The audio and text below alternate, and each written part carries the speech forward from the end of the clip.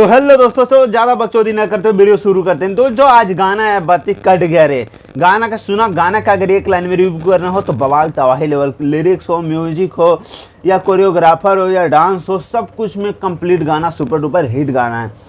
बस गाना के क्या किया गया है कि कोई टाइमिंग नहीं, कोई कुछ नहीं, गाना रिलीज़ कर दिया गया है। टाइमिंग तो दिया गया था, लेकिन अभी चुनाव का मैटर चल रहा है और इधर मैच भी चल रहा है, इसीलिए गाने के ऊपर जो रिस्पॉन्स होना चाहिए ना वो नहीं मिल पा रहा है इस गाने के ऊपर। क्योंकि यार गाना इतना ज़बरदस्त है और जब रिस्पॉन्स नहीं मिले, 3-4 घंटे गाने के हो चुका है, अभी तक 2 लाख से ज़्यादा व्यूज़ पार हुआ है, तो यार क्या ही इस गाने की बात करूँ। चलो अपना काम है रिव्यू करना, रिव्यू करते हैं गाना के। तो गाने के बारे में बात करें तो बहुत ज़बरदस्त है। गाने का नए राइटर ने लिखा है और नए राइटर ने लिखा है और कोरियोग्राफर बहुत ज़बरदस्त है।